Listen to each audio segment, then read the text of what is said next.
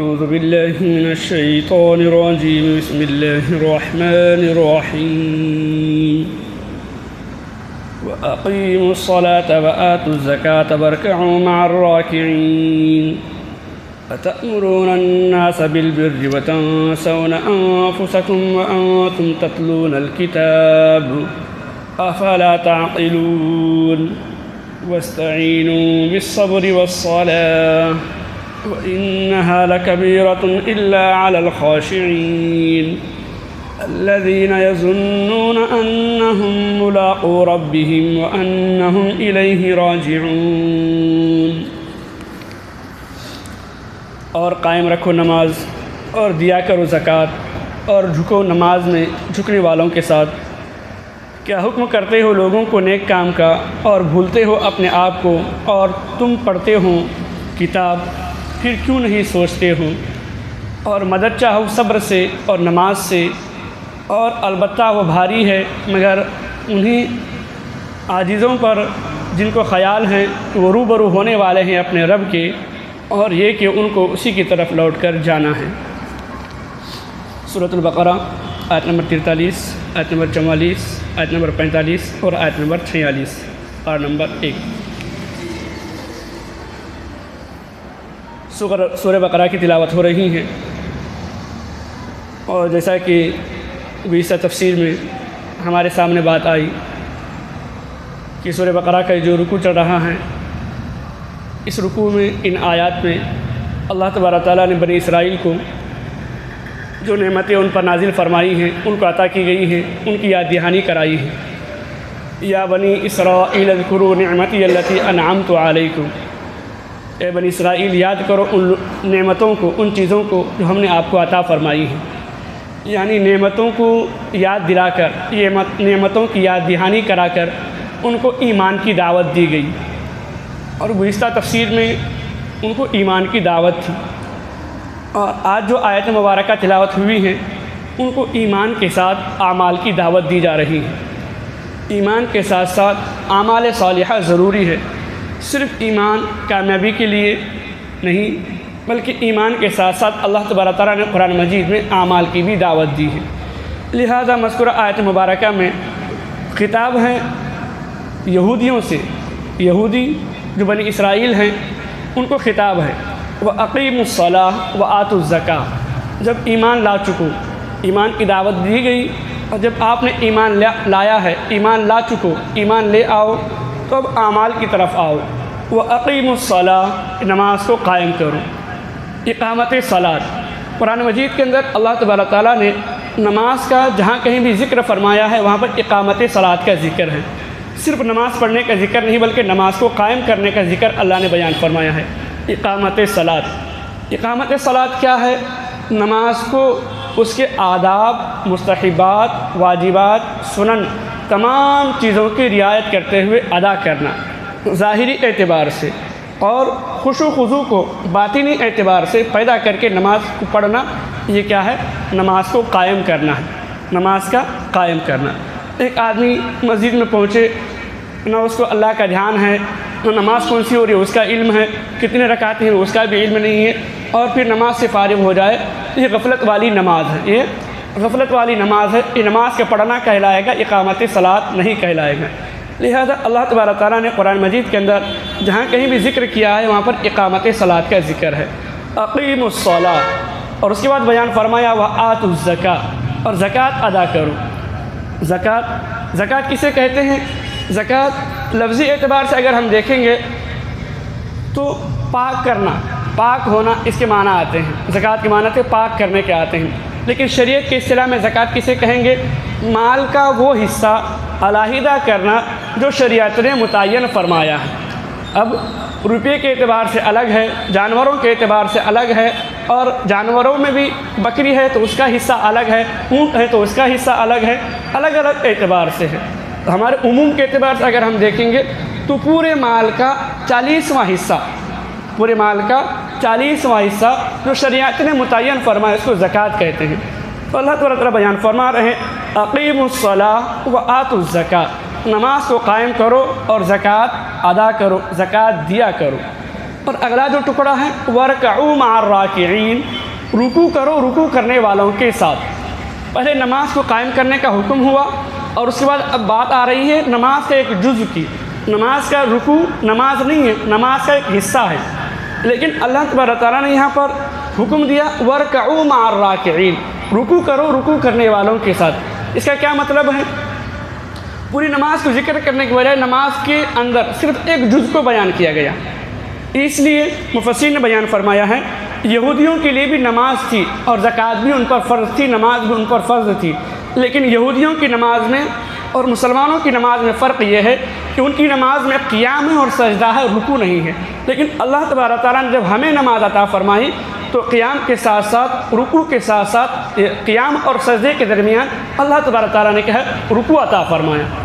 اس لیے اللہ تبارک نے بیان فرمایا کہ تب تم ایمان لے کر آؤ، اب نماز قائم کرنے کی باری ہے تو تمہاری والی نماز نہیں بلکہ امت محمدیہ والی نماز آپ کو پڑھنی ہے، امت محمدیہ والی نماز آپ کو پڑھنی ہے۔ لہذا جو عمل جو رکن نماز کا ان کے اندر نہیں تھا اس کو ذکر کر کے اشارہ کیا گیا کہ اب تم تابع ہو شریعت محمدیہ کے، تم کو عمل کرنا ہے امت محمدیہ والا، شریعت محمدیہ والا۔ لہذا وَارْكَعُوا مَعَ الرَّاكِعِينَ، اب ورکعوا رکوع کرو رکوع کرنے والوں کے ساتھ۔ اس میں اشارہ ہے جماعت کی نماز کی طرف۔ ورکعوا مع الراکعین سے اشارہ ہے جو نماز آپ ادا کریں گے وہ باجماعت ہونی چاہیے، جماعت کے ساتھ ہونی چاہیے۔ یہاں تک کہ نبی کریم صلی اللہ علیہ وسلم کی بعض احادیث مبارکہ کے ذریعے سے فقہاء کرام نے یہ بیان فرمایا ہے کہ جو شخص مسجد کے قریب رہتا ہے، جیسے کہ خود نبی کریم صلی اللہ علیہ وسلم کا فرمان ہے کہ جو شخص مسجد کے قریب رہتا ہے اس کی نماز مسجد میں جماعت کے بغیر نہیں ہوتی ہے، اس کی نماز بغیر جماعت کے نماز ہی نہیں ہوگی۔ ایک نابینا صحابی، مسلم شریف کی روایت ہے، نبی کریم صلی اللہ علیہ وسلم کی خدمت میں حاضر ہوئے۔ ابو ہریرہ رضی اللہ تعالیٰ عنہ اس حدیث کے راوی ہیں۔ نبی کریم صلی اللہ علیہ وسلم کی خدمت میں حاضر ہوئے اور فرمایا کہ رسول اللہ صلی اللہ علیہ وسلم کہ مجھے لانے لے جانے والا کوئی نہیں ہے، میں نابینا ہوں، میرے پاس کوئی ایسا شخص نہیں ہے جو مجھے مسجد تک لائے اور مسجد سے گھر پہنچائے، تو کیا میں گھر میں نماز ادا کر سکتا ہوں؟ تو رسول اللہ صلی اللہ علیہ وسلم نے پہلے فرمایا کہ ٹھیک ہے، لیکن جیسے ہی وہ صحابی رخصت ہونے کے لیے نکلے تو رسول اللہ صلی اللہ علیہ وسلم نے آواز دی اور فرمایا کیا تمہارے کانوں میں مسجد کی اذان کی آواز پڑتی ہے؟ صحابی نے فرمایا کہ ہاں، مسجد کے اذان کی آواز ہمارے کانوں میں آتی ہے۔ رسول اللہ صلی اللہ علیہ وسلم نے فرمایا کہ اب میں تمہیں گنجائش نہیں دے سکتا، یعنی آپ کو بغیر جماعت کے نماز پڑھنے کی گنجائش اب نہیں نکل سکتی ہے۔ یہ جماعت کی اہمیت کو بتلاتا ہے۔ ایک دوسری حدیث سے نبی کریم صلی اللہ علیہ وسلم نے بیان فرمایا، جس کا حضرت عبداللہ ابن عباس رضی اللہ تعالیٰ عنہ نے روایت کیا ہے، من سمع النداء فلم یجب فلا صلاۃ لہ الا من عذر، یعنی جو شخص اذان کی آواز سنتا ہے اور جماعت مسجد میں یعنی جماعت کے ساتھ نماز پڑھنے کے لیے مسجد میں نہیں آتا ہے تو اس کی نماز ہی نہیں ہوتی، مگر یہ کہ اس کو کوئی عذر شرعی ہو، یعنی کوئی ایسا عذر ہے جس کو مسجد تک پہنچنے کے لیے کیا ہے، مانع ہے، وہ مسجد تک پہنچ نہیں سکتا ہے اور اس وجہ سے وہ مسجد نہیں آتا ہے، تو پھر اس کے لیے فلا حرج۔ لیکن اس کے پاس کوئی عذر نہیں ہے، اس کے باوجود بھی اگر وہ گھر میں نماز پڑھتا ہے اس کی نماز نہیں ہوگی۔ لیکن جمہور فقہا خصوصاً ائمہ اربعہ انہوں نے اس احادیث کو اس بات پر محمول نہیں فرمایا کہ نماز ہی نہیں ہوگی، بلکہ انہوں نے بیان کیا کہ کامل نماز نہیں ہوگی، نماز فرض تو اس سے ساقط ہو جائے گا لیکن نماز کی جو فضیلت ہے وہ اس کو حاصل نہیں ہوگی۔ اس لیے کہ خصوصاً حضرت امام ابو حنیفہ رحمۃ اللہ علیہ جنہوں نے مسائل لیے ہیں، فقہ حاصل کی ہے، اس صحابی سے جنہوں نے نبی کریم صلی اللہ علیہ وسلم کی خدمت میں رہ کر کیا ہے مسائل سیکھے ہیں، اور وہ کون ہے؟ فقیہ الامت حضرت عبداللہ ابن مسعود رضی اللہ تعالی عنہ۔ یہ فقیہ صحابہ میں سے ان صحابہ میں سے جنہوں نے احادیث کے ذریعے سے مسائل کو نکالا ہے، مسائل کو اخذ کیا ہے۔ تو انہوں نے حضرت عبداللہ ابن عباس رضی اللہ تعالیٰ عنہ نے فرمایا کہ جو شخص یہ چاہتا ہے، اب جماعت کی اہمیت گرچہ کی نماز ہو جائے گی، اکیلے پڑھنے سے نماز ہو جائے گی، لیکن یہ حدیث مبارکہ بڑی اہمیت کے حامل ہے اور جماعت کی فضیلت کو بیان کرتی ہے۔ حضرت عبداللہ ابن مسعود رضی اللہ تعالیٰ عنہ نے فرمایا جو شخص یہ چاہتا ہے کہ کل یعنی محشر میں قیامت کے دن اللہ تبارک و تعالیٰ سے مسلمان ہونے کی حالت میں ملے، جو شخص یہ چاہتا ہے کہ اللہ تبارک تعالیٰ سے مسلمان ہونے کی حالت میں ملے تو اس کو چاہیے کہ ان 5 نمازوں کے ادا کرنے کی پابندی اس جگہ کرے جہاں پر اذان دی جاتی ہے، یعنی کہ مسجد میں، کیونکہ اللہ تبارک تعالیٰ نے تمہارے نبی صلی اللہ علیہ وسلم کے لیے کچھ ہدایت کے طریقے بتلائے ہیں۔ کیا فرماتے ہیں؟ اللہ تبارک تعالیٰ نے آپ کے محبوب نبی صلی اللہ علیہ وسلم کے لیے کچھ ہدایت کے طریقے بتلائے ہیں، اور ان 5 نمازوں کو جماعت کے ساتھ ادا کرنا انہی سنن ہدیٰ میں سے ہے۔ 5 نمازوں کو جو ہدایت کے طریقے اللہ نے نبی کو بتلائے ہیں، ان میں سے 5 نمازوں کو جماعت کے ساتھ ادا کرنا یہ کیا ہے؟ یہ بھی سنن ہدیٰ میں سے، ہدایت کے طریقوں میں سے ہے۔ اور اگر تم نے یہ نمازیں اپنے گھر میں پڑھ لی، جیسے یہ جماعت سے الگ رہنے والا اپنے گھر میں پڑھ لیتا ہے، مجلس میں بیٹھے ہوئے ایک شخص کی طرف اشارہ کرتے ہوئے فرما رہے ہیں، یہ شخص جو یہاں بیٹھا ہوا ہے یہ جماعت کی نماز چھوڑ کر گھر میں نماز پڑھ لیتا ہے، اشارہ کر کے فرمایا کہ اگر تم جماعت کی نماز چھوڑ کر گھر میں نماز پڑھتے ہو تو تم نے اپنے نبی صلی اللہ علیہ وسلم کی سنت کو اپنے نبی صلی اللہ علیہ وسلم کی ایک سنت کو چھوڑ بیٹھو گے، اور اگر تم نے اپنے نبی کی سنت کو چھوڑ دیا تو تم گمراہ ہو جاؤ گے۔ اگر تم نے نبی کی سنت کو چھوڑ دیا تو گمراہ ہو جاؤ گے۔ اور جو شخص وضو کرے اور اچھی طرح پاکی حاصل کرے پھر کسی مسجد کا رخ کرے تو اللہ تبارک و تعالیٰ اس کے ہر قدم پر نیکی اس کے نام اعمال میں درج فرماتے ہیں، اور اس کا ایک درجہ بڑھا دیتے ہیں اور ایک گناہ معاف کر دیتے ہیں۔ اور ہم نے اپنے مجمع کو ایسا پایا ہے کہ منافق، یعنی وہ منافق جس کا نفاق ظاہر ہو چکا تھا، ان کے علاوہ وہ منافقین جن کا نفاق ظاہر نہیں ہوا تھا، وہ بھی بغیر جماعت کے نماز نہیں پڑھتے تھے، وہ بھی کوشش کرتے تھے کہ جماعت کے ساتھ جماعت کی نماز میں نبی کریم صلی اللہ علیہ وسلم کے ساتھ شریک ہو جائیں۔ یہاں تک کہ بعض حضرات کو عذر اور بیماری ہوتی، اس حالت میں بھی 2 آدمیوں کے کندھوں پر ہاتھ رکھ کر مسجد میں لایا جاتا، صف میں کھڑا کر دیا جاتا۔ اس بیان میں جس طرح جماعت کے ساتھ نماز کی اہمیت اور تاکید ہوتی ہے، اس کے ذریعے سے فقہاء نے بیان فرمایا کہ جماعت کی نماز سنت مؤکدہ ہے، بغیر عذر کے جماعت کو چھوڑنا نہیں چاہیے۔ اس لیے اللہ نے بیان فرمایا، بات کو یہیں پر ہم اس کو مختصر کریں گے، وَرْكَعُوا مَعَ الرَّاكِعِينَ، رکوع کرو رکوع کرنے والوں کے ساتھ، جھکو جھکنے والوں کے ساتھ۔ اس کے ذریعے سے کیا معلوم ہوا کہ نماز جماعت کے ساتھ ادا کرنا ضروری ہے۔ اگر جماعت کے ساتھ ادا نہیں کریں گے نماز تو ہو جائے گی، ادا تو ہو جائے گی، لیکن نبی کریم صلی اللہ علیہ وسلم کی ایک اہم سنت جس کو سنت مؤکدہ جو واجب کے قریب ہے، نبی کریم صلی اللہ علیہ وسلم کی سنت کو چھوڑنے والے ہو جائیں گے۔ پھر اگلی آیت مبارکہ کی طرف ہم آگے بڑھیں گے تو اگلی آیت مبارکہ میں اللہ تبارک تعالیٰ نے علماء یہود کی ایک صفت کو بیان فرمایا ہے، اور یہ صرف علماء یہود کا تذکرہ نہیں بلکہ ہر اس شخص کی بات ہے جو ممبر پر بیٹھ کر وعظ و نصیحت کرتا ہے اور ممبر پر بیٹھ کر دوسروں کو کیا ہے بات سناتا ہے، بیان کرتا ہے، چاہے وہ عالم ہو یا غیر عالم ہو، جو دوسروں کو نصیحت کرتا ہے، تمام لوگ اس عموم کے ذریعے سے اس میں داخل ہیں۔ اصل خطاب تو علماء یہود کے لیے ہے، لیکن یہ صرف کتاب علماء یہود کے لیے نہیں بلکہ قیامت تک کے لیے ہے اور پوری امت کے لیے ہے۔ اس میں سبق ہر اس ذات کے لیے ہے، ہر اس شخصیت کے لیے ہے جو ممبر پر بیٹھ کر نصیحت کرتا ہے۔ تو کیا فرماتے ہیں؟ اَتَأْمُرُونَ النَّاسَ بِالْبِرِّ وَتَنْسَوْنَ أَنفُسَكُمْ۔ علماء یہود کی یہ صفت تھی کہ ان کے اندر حب جاہ اور حب مال تھا، یعنی مال کی محبت اور کیا ہے کرسی کی محبت نے ان کو ایمان سے دور رکھا تھا۔ کرسی کی محبت ان کے دلوں میں تھی اور مال کی محبت ان کے دلوں میں تھی، جس کی وجہ سے وہ ایمان قبول نہیں کرتے تھے، جبکہ وہ جانتے تھے رسول اللہ صلی اللہ علیہ وسلم سچے نبی ہیں اور ان کا لایا ہوا دین سچا دین ہے۔ جب ان کے رشتہ دار جنہوں نے اسلام قبول کیا تھا یہ علماء یہود سے ملتے تو رشتہ داروں کو نصیحت کرتے تھے کہ بھائی تم نے جو دین قبول کیا ہے وہ سچا دین ہے، محمد صلی اللہ علیہ وسلم سچے نبی ہے، ان کی اتباع کرنا، ان سے روگردانی نہ کرنا، ان سے نافرمانی نہ کرنا، دوسروں کو نصیحت یہ کر رہے ہیں۔ جب ان سے پوچھا جاتا کہ تم کیوں اسلام قبول نہیں کرتے، جب ہم کو نصیحت کر رہے ہیں تو جواب دیتے مصلیحت ہے، حکمت ہے اس میں، مصلیحت ہے اس میں، ہم اس وجہ سے کیا حکمت اور مصلیحت کی وجہ سے ایمان نہیں لاتے ہیں۔ تو اللہ نے بیان فرمایا اَتَأْمُرُونَ النَّاسَ بِالْبِرِّ وَتَنْسَوْنَ أَنفُسَكُمْ، کیا تم دوسروں کو تو بھلائی کی دعوت دیتے ہو، بھلائی کی طرف بلاتے ہو اور خود اپنے آپ کو بھول جاتے ہو۔ جبکہ جس بھلائی کی طرف لوگوں کو تم بلا رہے ہو وہ صرف لوگوں کے فائدے کی چیز نہیں ہے بلکہ تمہارے لیے بھی تو فائدے کی چیز ہے، تمہاری بھی اس میں کامیابی چھپی ہوئی ہے۔ وَتَنْسَوْنَ أَنفُسَكُمْ وَأَنْتُمْ تَتْلُونَ الْكِتَابَ، جبکہ تم کتاب کی تلاوت کرتے ہو۔ کتاب سے مراد تورات ہے، وہ تورات کے عالم تھے، تورات کے جاننے والے تھے، اور تورات کے اندر اللہ تبارک و تعالیٰ نے اس بات کو واضح طور پر بیان فرما دیا ہے کہ آخری نبی محمد صلی اللہ علیہ وسلم آنے والے ہیں، جب وہ آئیں گے تو آپ کو ان پر ایمان لانا ہے، ان کی اتباع کرنا ہے اور ان کی پیروی کرنی ہے۔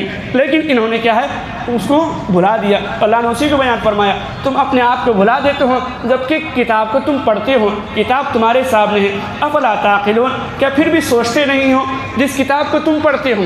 یعنی اگر تم نبی کا انکار کر رہے ہو، قرآن کا انکار کر رہے ہو، تو گیا تم اول نبی محمد صلی اللہ علیہ وسلم کا انکار نہیں کر رہے، قرآن کا انکار نہیں کر رہے، بلکہ تم تورات کا انکار کر رہے ہو، اور جس نبی کے ذریعے سے تم کو تورات ملی ہے اس نبی کا انکار کر رہے ہو، اس لیے کہ اس نبی نے تورات کے ذریعے سے آپ کو بتلا دیا ہے کہ محمد صلی اللہ علیہ وسلم آنے والے ہیں، وہ آخری نبی ہیں۔ اور اس آیت مبارکہ کے ذریعے سے ہمیں بھی سبق حاصل ہوتا ہے کہ نبی کریم صلی اللہ علیہ وسلم نے معراج کے موقع پر جب سفر کیا، معراج کے جنت اور جہنم کی سیر ہوئی، تو وہاں پر نبی کریم صلی اللہ علیہ وسلم نے ایک جگہ پر دیکھا کہ کچھ لوگ ہیں جن کی زبانوں کو اور ہونٹوں کو قینچیوں سے کترا جا رہا ہے۔ اور حضرت جبرائیل علیہ السلام سے نبی کریم صلی اللہ علیہ وسلم نے پوچھا، اے جبرائیل یہ کون لوگ ہیں؟ تو فرمایا کہ آپ کی امت کے بے عمل واعظ ہیں، بے عمل واعظ ہیں، جو خود تو عمل نہیں کرتے تھے لیکن دوسروں کو نصیحتیں کیا کرتے تھے۔ اور ایک روایت میں نبی کریم صلی اللہ علیہ وسلم نے بیان فرمایا کہ جنتی لوگ جنت میں سے کچھ جہنمیوں کو دیکھیں گے تو جہنمیوں کو دیکھ کے جنت میں سے سوال کریں گے کہ تم جہنم میں کیسے؟ تم نے جو بات ہم کو بتلائی اس پر ہم نے عمل کیا، جس کا نتیجہ یہ ہوا کہ ہم جنت میں آ گئے، لیکن جو بات ہم کو بتلائی وہی بات ہم عمل کر کے ہم تو جنت میں آ گئے اور تم جہنم میں ہو۔ تو جہنم میں سے لوگ کہیں گے جو بات ہم نے تم کو بتلائی تھی وہ خود ہم اس پر عمل نہیں کیا کرتے تھے۔ لہٰذا اس کے ذریعے سے ہمیں یہ معلوم ہوتا ہے کہ ہم جب وعظ و نصیحت کریں پہلے باعمل بنیں، پہلے جو بات ہم، اب اس کا مطلب یہ نہیں ہے کہ جو گنہگار ہے عمل پر نہیں ہے وہ بیان نہیں کر سکتا، اس آیت مبارکہ کا یہ مطلب ہرگز بھی نہیں ہے، لیکن اس کا مطلب یہ ہے کہ عمل پر نہیں ہے بیان کر سکتا ہے، لیکن بیان کرنے والے کو چاہیے کہ باعمل بنے، بیان کرنے والے کو چاہیے کہ باعمل بنے۔ جب باعمل بنیں گے تو کیا ہے، بات اثر انداز ہوگی۔ حکیم الامت اشرف علی صاحب تھانوی رحمۃ اللہ علیہ کا مقولہ قول ہے، وہ خود بیان کرتے ہیں اس آیت مبارکہ کے ضمن میں کہ جب کوئی بات، کوئی کمی میرے اندر نظر آتی تھی، وہ خود اپنے بارے میں بیان کرتے ہیں، جب کوئی کمی، کوئی برائی، کوئی نقص اگر میرے اندر نظر آتا تھا تو میں اس کو بیان میں بار بار بولتا تھا تاکہ مجھ کو عمل کی توفیق ملے، تاکہ مجھے عمل کی توفیق ملے۔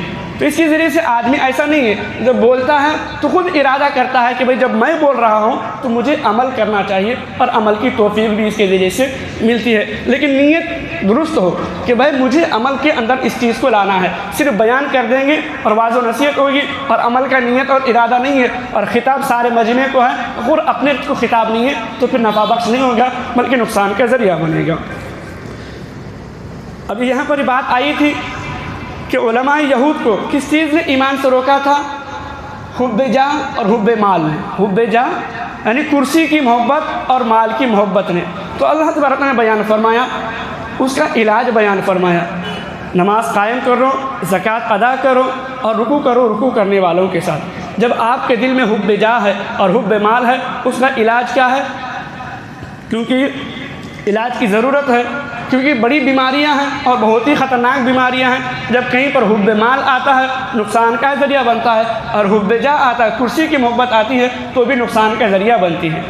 یہاں تک کہ کہیں کہیں پر تو بڑا دین کا نقصان کرا دیتی ہے کرسی کی محبت۔ لہٰذا اس کے لیے مدد اب کی ضرورت کس کی رہے گی؟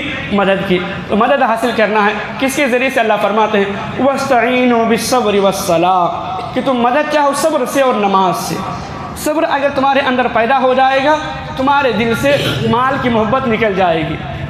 آدمی مال کی محبت کیوں پیدا ہوتی ہے؟ کہ اس کے اندر خواہشات اور لذات ہوتی ہیں، لذتیں اور خواہشات ابھرتی ہیں اور وہ پوری ہوتی ہے مال کے ذریعے سے۔ جب مال کی محبت ختم ہو گئی، خواہشات اور لذتیں ختم ہو گئی تو مال کی محبت بھی ختم ہو جائے گی۔ مال کی محبت ختم ہو جائے گی تو آپ کیا ہے، سیدھے راستے کی طرف آ جاؤ گے۔ वस्सलाह, और सलात ये हुब्ब जाह को कम करता है। अगर सही उसूल और पाबंदियों के साथ नमाज अदा की जाएगी तो उसके ज़रिए से हुब्ब जाह ख़त्म होती है, कुर्सी की मोहब्बत ख़त्म होती है। कुर्सी की मोहब्बत कब आती है? जब अपने अंदर ये बात पैदा हो जाए कि मैं कुछ हूँ। लेकिन जब बंदा नमाज में अल्लाह के सामने खड़ा होता है तो अपने आप को छोटा बना देता है, आजिज़ी, इनकिसारी, तवाज़ु के साथ इस बात का इजहार करते हुए अल्लाह के सामने खड़ा होता है कि अल्लाह मैं कुछ नहीं हूँ, जो कुछ भी है तू है, मैं कुछ नहीं हूँ। अपने आप को खड़ा कर देता है, जैसा अल्लाह का हुक्म आता है तो झुका देता है, ज़मीन पर अपनी नाक रगड़ देता है। ये आजिज़ी है। और अल्लाह बयान फरमाते हैं मदद हासिल करो सब्र के ज़रिए से और नमाज के ज़रिए से। सब्र आ जाएगा, हुब्ब माल ख़त्म हो जाएगा, सलात की आ जाएगी, क्योंकि सलात की पाबंदी आएगी, हुब्ब जाह ख़त्म हो जाएगी। व इन्नहा लकबीरतुन इल्ला अलल खाशिईन, और अलबत्ता वो भारी है मगर उन्हीं आजीज़ों पर। अब ये नमाज, सब्र करना और नमाज को कायम करना ये हमारे लिए मुश्किल काम है और हकीकत में बड़ा मुश्किल काम है।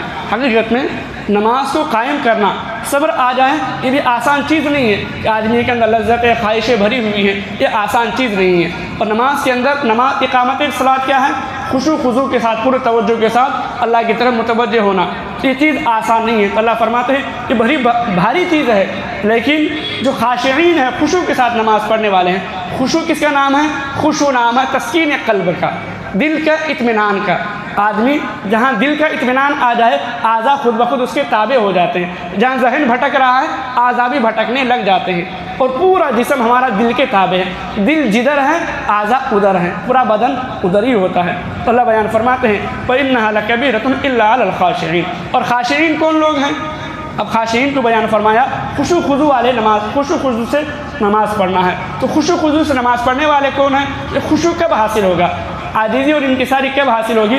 जब हमारे अंदर दो चीज़ें आएंगी। सबसे पहली चीज़ अल्लाह से मुलाकात की उम्मीद, अल्लाह से मुलाकात की यकीन है तो बंदा रब के सामने जब खड़ा होगा इत्मीनान के साथ खड़ा होगा, और उसी की तरफ लौट कर जाने का जब उम्मीद होगी, यकीन होगा, अल्लाह के सामने क्या है, वो इत्मीनान के साथ खड़ा होगा। तो अल्लाह ने उसी को बयान फरमाया ये भारी है नमाज, मगर उन लोगों के लिए जो खुशू वाले हैं, जिनको ख्याल है, अल्लज़ीना यज़ुन्नून अन्नहुम मुलाक़ू रब्बिहिम, जिनको ख्याल है, यानी उम्मीद और यकीन है। एक सिर्फ उम्मीद होती है, लेकिन उम्मीद से बढ़कर यकीन है कि रब से मुलाकात होने वाली है।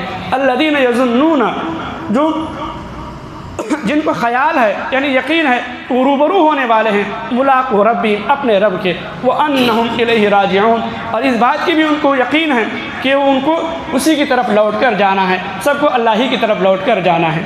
जहाँ पर खुशू खुजू पैदा होगा, नमाज अच्छी बनेगी तो नमाज कामयाबी की तरफ लेकर जाएगी। अब लेकिन यहाँ पर छोटी सी बात करके बात को मुकम्मल कर देंगे।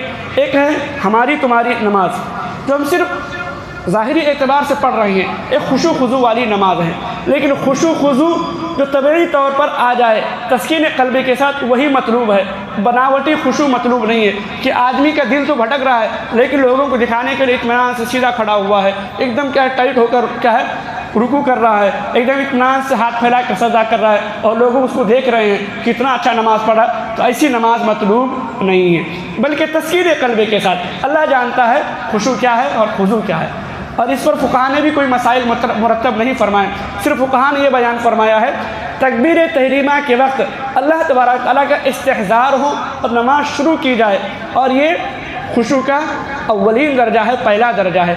दरमियान में अगर अज़ान क्या है जहन भटक भी जाए तो उतनी नमाज नाक़िस होगी, लेकिन नमाज मुकम्मल हो जाएगी। लेकिन बाज़ उलमा जो उन्होंने ये यहाँ बयान फरमाया है खुशू नहीं है तो नमाज ही नहीं है, खुशू नहीं है तो नमाज ही नहीं है। लेकिन दरअसल बात वही है। लेकिन अब बात यहाँ पर ये होगी कि हमारी नमाज कबूल है या नहीं है। तो बाज़ उलमा फरमाते हैं कि भाई जैसा तैसा भी है, बंदा आकर रब को याद करके रब के सामने खड़ा हो रहा है तो अल्लाह की ज़ात से उम्मीद है कि अल्लाह उसकी नमाज़ों को कबूल फरमा ही लेंगे। लेकिन इस बात का भी डर है कहीं ऐसा ना हो जाए जैसा कि हदीस में बयान फरमाया है कि अल्लाह फरमा दे तुम्हारी नमाज तुम्हारे हवाले काले कपड़े में लपेट कर मुँह पर मार न दी जाए। अल्लाह तबारक तआला हम सब की हिफाज़त फरमाए, नमाज़ों के क़ियाम की तौफ़ीक़ अता फरमाए, हक़ीक़ी माना में नबी करीम सल्लल्लाहु अलैहि वसल्लम वाली सहाबा वाली नमाज नसीब फरमाए, और अल्लाह तबारक तआला हम सब को नमाज के ज़रिए से और सब्र के ज़रिए से मदद हासिल करने की तौफ़ीक़ अता फरमाए।